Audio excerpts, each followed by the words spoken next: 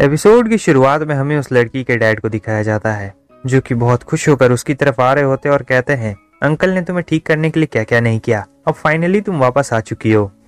उस वक्त तुम्हारी इस अजीब सी बीमारी की वजह से कोई भी तुम्हारे आसपास नहीं आना चाहता था, यहाँ तक कि तुम्हारे डैड भी बहुत दुखी थे। उस वक्त मैंने भी तुम्हारी मदद करने की बहुत कोशिश की थी, लेकिन अब किस्मत हमारी तरफ है।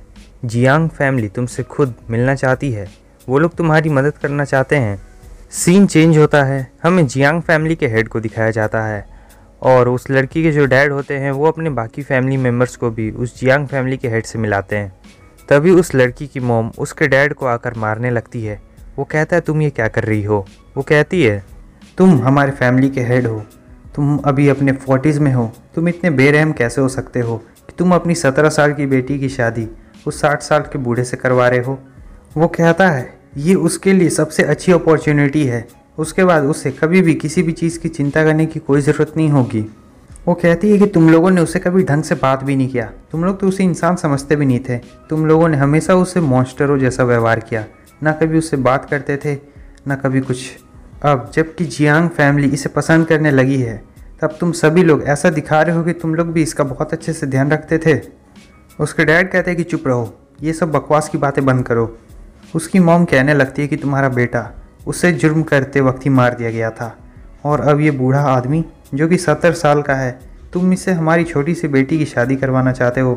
क्या इस जियांग फैमिली में ज़रा भी शर्म नहीं है। ये है जियांग फैमिली का हेड। सभी लोग कहने लगते हैं कि आखिर तुमने जियांग फैमिली के बारे में ऐसा कहने की हिम्मत कैसे की। हम देखते हैं वो लड़की का डैड उसकी मॉम को बहुत मारता है। वो कहने लगता है, मिस्टर जियांग प्लीज़ इसे माफ़ कर दीजिएगा, ये थोड़ी सी पागल है, आप इसकी बातों का ज़रा भी बुरा मत मानिएगा, मैं इसे बाद में सुधार दूंगा। वूजी सोच रहा होता है इसमें कोई सरप्राइज़ की बात नहीं थी कि आखिर वो क्यों शिव फैमिली में वापस नहीं आना चाहती थी। इसके ये सारे रिलेटिव्स ये इसे बस एक मॉन्स्टर समझते थे। ये लोग बस इसे कुर्बान कर रहे हैं ताकि इनकी फैमिली फाइनेंशियली और ऐसे पावर में भी बहुत ऊपर चली जाए। वो जियांग फैमिली के हेड कहता है, ठीक है, मैं इस बेइज्जती को भूल जाता हूँ, आज से हम दोनों भाई भाई हैं। और सभी लोग इस बात को सुनकर बहुत खुश होते हैं। वो लड़की वूजी के पास आती है और कहती है कि उसे ये शादी नहीं करनी है। तभी वो लोग देखते हैं कि उसकी मॉम को घसीट के कहीं पे ले जाया जा रहा होता है। वो लड़की अपनी मॉम को बचाने के लिए आगे बढ़ती है, लेकिन तभी कोई और लड़की उसके पास आ जाती है। ये उसकी दूर की बहन होती है। वो उस लड़की से कहती है, क्या तुमने अपनी बीमारी के बारे में कभी सोचा है। ये कहती है, आखिर तुम कहना क्या चाहती हो। वो उस बॉक्स के पास जाती है जिसमें अंकल की राख रखी हुई होती है। वो कहती है, मैंने सुना कि तुम्हें बचाते वक्त अंकल शहीद हो गए, इसलिए तुम्हें कोई हक नहीं है कि तुम उनकी राख अपने पास रखो।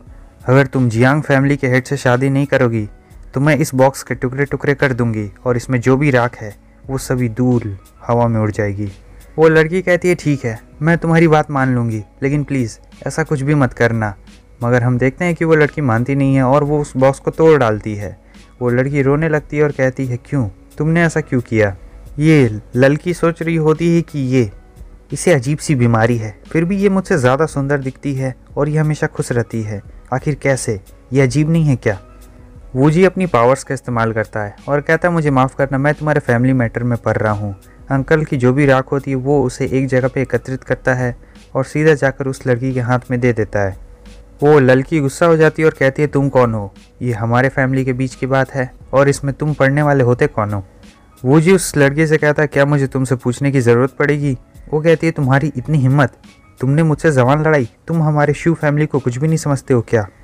वूजी कहता है, मुझे इससे फ़र्क नहीं पड़ता है मैं तुम्हें जानता हूँ या फिर नहीं, लेकिन मेरी नज़रों में तुम एक बहुत बुरे इंसान हो।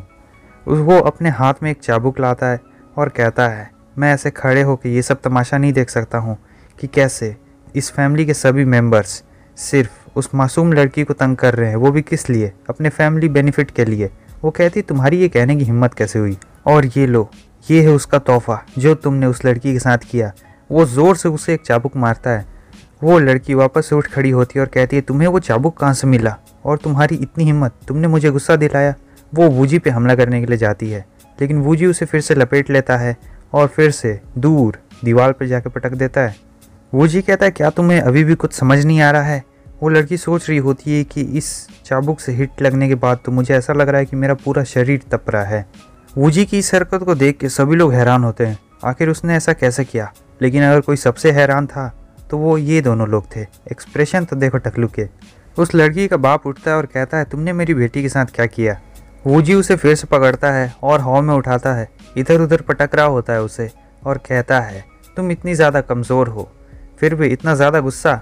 वो ऐसे घुमा घुमा के उसे जाके सीधे दीवार में पटक देता है। दीवार भी टूट चुकी होती है। उसका डैड गुस्से से वूजी की तरफ आ रहा होता है और कहता है कि मुझे मेरी बेटी लौटाओ। वूजी उसे कहता है ठीक है, तो मैं तुम्हें भी उसके पास ही भेज देता हूँ। उसके बाद वूजी उसे एक ज़ोरदार मुक्का मारता है, जिससे वो 2-4 लोगों को गिराते गिराते सीधे उसी जगह पे जाता है जहाँ पे उसकी बेटी गिरी हुई थी। अब सभी लोग का देख के तो ये मुंह फटा का फटा रह जाता है। उसके बाद वूजी जो मेन लड़की होता है उसके बाप से कहता है कि तुम्हें उसका बाप होने का कोई हक नहीं है और तुम्हें उसकी मदर का पति होने का भी कोई हक नहीं है, समझे। वो कहता है क्या, इसके लिए तुम मुझे दोष मत दो, हम सभी डरे हुए हैं इस वक्त। वो कहता है क्या तुम मुझसे लड़ना चाहते हो, इसलिए मुझे उकसा रहे हो। वूजी उससे कहता है अगर तुम सब भी मिल के मुझ पर हमला करो ना, तब भी तुम लोग किसी काम के नहीं हो, तुम कचरे के कचरे ही रहोगे। उसका डैड जियांग फैमिली के हेड से कहने लगता है आप देख रहे हैं ना इस बच्चे को, आपको क्या लगता है। ये सब कहने के बाद हमें इसे यहाँ से ज़िंदा जाने देना चाहिए। और सभी लोग वूजी के खिलाफ तो ऐसे भी होते ही हैं। वो काफ़ी तेज़ी के साथ वूजी की तरफ आ रहा होता है और कहता है मेरे एक ही बार में तुम ख़त्म हो जाओगे। लेकिन अगले ही पल हम देखते हैं कि वूजी उसे मार देता है। वो चुपचाप नीचे बैठ जाता है और कहता है तुम्हारी इतनी हिम्मत, क्या तुम सचमुच हमारी शिव फैमिली और जियांग फैमिली दोनों से टक्कर लेना चाहते हो। वो कहता है आखिर तुम्हारी ये दोनों फैमिली मुझे रोक लेंगी क्या। और फिर वूजी उसके चेहरे पर पैर रखते हुए कहता है कि तुम बहुत ज़्यादा कमज़ोर हो, हेड होने के बावजूद भी अगर तुम्हारी ये पूरी शिव फैमिली मुझ पे हमला करे ना तो मुझे कुछ भी नहीं होगा। वो कहता है इतने ज़्यादा घमंडी मत बनो, ये जो हमारी शिव फैमिली यहाँ पे प्रेजेंट है ये हमारी स्ट्रेंथ का 1/10 हिस्सा भी नहीं है। सभी लोग वूजी पे हमला करने के लिए आते हैं, लेकिन वूजी ही सबको बहुत बुरी तरीके से मारने लगता है। वूजी उस लड़की के डैड को एक ज़ोरदार लात मारता है और कहता है यहाँ से दफ़ा हो जाओ, इसे तुम अपनी पनिशमेंट समझो। वो सीधा उस लड़की के मॉम के पास जाए गिर जाता है और वूजी उससे कहता है कि माफ़ी मांगो उससे। वो उससे माफ़ी मांगता है। उसकी मॉम कहती है ठीक है, मैंने तुम्हें माफ़ कर दिया। जियांग फैमिली का हेड कहता है रुक जाओ, देखो हमारी मैरिज पहले ही डिसाइड हो चुकी है और अगर तुम इसमें दखल अंदाजी दोगे तो तुम समझ जाओ तुम हमारी जियांग फैमिली को गुस्सा दिलाने का काम कर रहे हो। वूजी कहता है ये जियांग फैमिली, तुम्हें ऐसा लगता है ये जियांग फैमिली मुझसे लड़ना भी डिज़र्व करती है। वो हेड कहता है बच्चे तुम्हें क्या लगता है तुम हमारी फैमिली के बारे में कुछ भी बोलते जाओगे और हम चुपचाप ऐसे ही सुनते जाएंगे। वूजी कहता है हाँ तो क्या तुम अभी भी उससे शादी करना चाहते हो।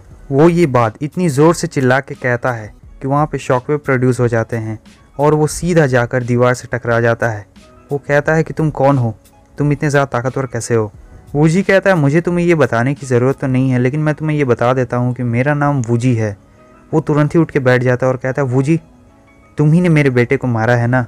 वूजी उसके पास आता है और कहता है हाँ मारा है। तो वो कहता है देखना मेरे फादर तुम्हें छोड़ेंगे नहीं, वो तुम्हें ज़रूर मार डालेंगे। वूजी कहता है उससे देखो तुम्हें मुझे मारने के लिए किसी आदमी को भेजने की ज़रूरत नहीं है, क्योंकि मैं खुद तुम्हारी जियांग फैमिली के पास जा रहा हूँ, इसलिए अपने बाप से कह देना कि वो तैयार रहे। वूजी अपनी तलवार से उस बंदे का हाथ उड़ा देता है। वो बंदा दर्द के मारे चिल्लाने लगता है। वहाँ पे साइड में और भी लोग होते हैं। वूजी उनसे कहता है क्या तुम लोग को भी कुछ काम है क्या। वो लोग कहते हैं अरे नहीं भैया, हमें तो गलत फैमिली हो गई थी। उधर वो जो हेड होता है वो जा रहा होता है। वूजी उस हेड को लात मार के गिरा देता है और कहता है गुड बाय, कल मिलते हैं।